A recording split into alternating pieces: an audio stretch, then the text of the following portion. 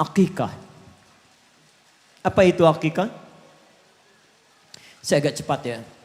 Akikah itu terambil dari kata akka. Akka. Sesuatu yang terbelah. Dipotong. Maka dari situ sejak dia lahir, dipotong potensi sifat hewaninya. Dijauhkan dari nafsu yang buruknya. Potong supaya saat dewasa tidak berbuat buruk pada orang tuanya. Potong supaya tidak berbuat buruk kepada tetangganya. Potong supaya tidak muncul kriminalitas dalam kehidupan sosialnya. Nah, ketika kita potong dalam bahasa Arab, potongan itu disebut akka, hasilnya disebut dengan akikah.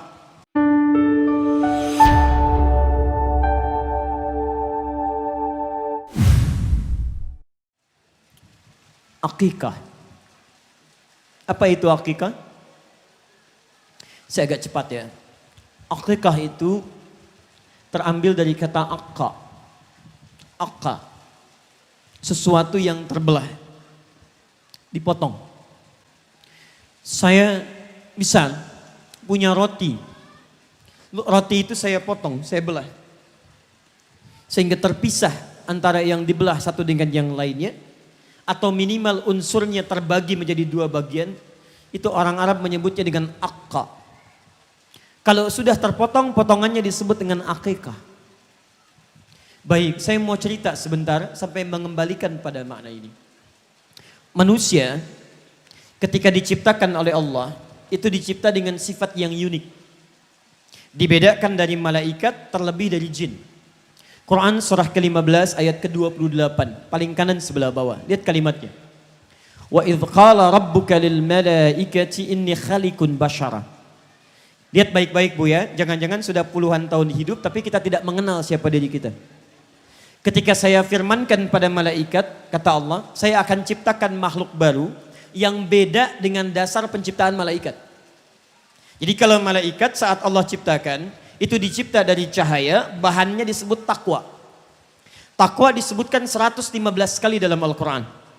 Dan takwa itu disyaratkan di Quran surah ke-66 At-Tahrim, ayat yang ke-6, posisi paling kiri sebelah atas di mushafnya, sebagai puncak dari sifat-sifat kebaikan.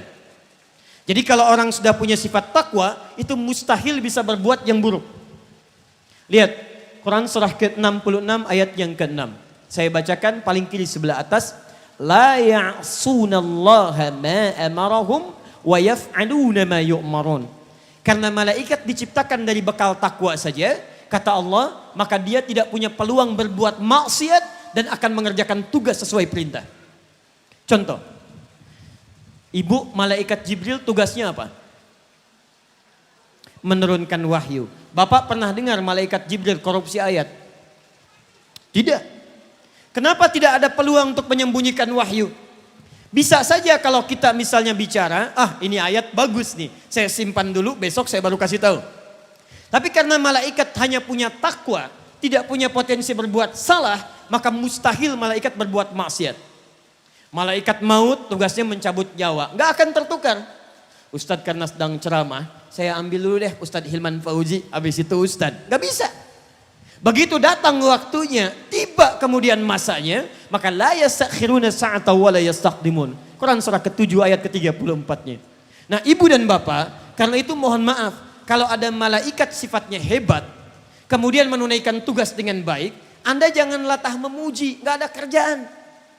Hebatnya malaikat, emang karena malaikat itu tidak punya potensi berbuat salah. Sebaliknya, awas hati-hati, lihat baik-baik. Lawan dari takwa itu nafsu. Takwa disebutkan 115 kali di Quran, nafsu disebutkan 115 kali dalam Al-Quran. Nah sekarang kalau malaikat diciptakan dengan sifat takwa saja, maka ada satu makhluk lagi yang Allah ciptakan hanya dengan nafsu saja, tidak ada takwanya. Kira-kira apa namanya? Halo? Bukan malaikat, bukan jin, tapi hewan namanya. Binatang. Hewan itu satu-satunya makhluk yang diciptakan oleh Allah tanpa sifat takwa, cuma nafsu saja. Makanya ibu dan bapak jangan pernah iseng mencela hewan kalau hewan berbuat salah. Karena memang hewan tidak punya potensi takwa. Lihat delman keliling Lampung gak pakai celana, gak malu. Karena memang gak punya sifat takwa. Kambing datang hasratnya. Maaf, tiba-tiba bapak ibu kumpulkan samping masjid, mau kurban misalnya. Silahkan kumpulkan kambing jantan, kambing betina. Begitu datang syahwatnya, samping masjid, azan berkumandang, dia gak akan peduli. Yang jantan pasti ngejar-ngejar yang betina. Kambing, silahkan cek. Karena gak punya takwa. Jadi kalau ada binatang berbuat salah, Anda gak usah celak, gak ada kerjaan. Ibu ya nyapu lantai sudah dipel, tiba-tiba ayam lewat, buang kotoran. Ibu bilang, dasar ayam, emang begitu? Karena dia gak punya takwa, jadi gak ada kerjaan Anda mencela hewan. Yang jadi persoalan, maaf, manusia ketika diciptakan disebut dengan bashar. 35 kali disebutkan di Quran. Bashar itu campuran antara takwa dengan nafsu. Ingat baik-baik, campuran antara takwa dengan nafsu. Kalau sudah digabungkan, maka nafsunya nanti berubah menjadi fujur namanya. Fujur itu rambatan yang negatif.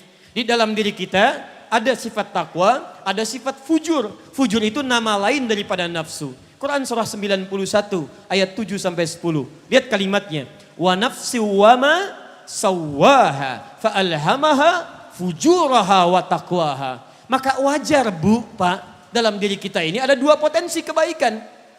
Satu, takwa mengarahkan kedekatan kepada Allah. Yang kedua, nafsu. Nafsu ini yang seringkali ngajak kita berbuat yang salah. Bahkan kadang-kadang bersikap seperti hewan. Saya contoh saja ya, maaf nih. Pernah enggak kalau sedang azan berkumandang, tiba-tiba di hati kita ada getaran, cepat sholat, sudah azan. Ada begitu? Itu takwa namanya. Begitu azan selesai, tenang, baru azan, belum qomat. Sholat nomor 2, makan nomor 1. Pernah ada begitu? Itu nafsu namanya. Jadi dalam diri kita itu selalu begitu, kalau tidak takwa yang dominan, nafsu yang dominan dalam kehidupan kita. Takwa dimanfaatkan oleh malaikat, nafsu didorong oleh setan. Malaikat disebutkan 88 kali di Quran. Maaf, setan disebutkan 88 kali dalam Al-Quran. Makanya ketika Anda ingin mengerjakan apapun, itu setan masuk lewat nafsu, kadang muncul masalah dalam kehidupan. Coba deh ibu deh, begitu akan pengajian, walaupun judulnya pengajian, selalu diciptakan di rumah tangga ada persoalan. Berangkat, tanya pada suami, bawa baju biru sama bawa baju kuning. Masya Allah. Pak, yang bagus mana ya? Biru apa kuning? Kata suami, biru bagus deh mah. Kayaknya kuning deh. Masya Allah. Katanya nanya, tapi sudah punya pilihan. Masih mending kalau dipakai, begitu keluar, hijau. Masuk.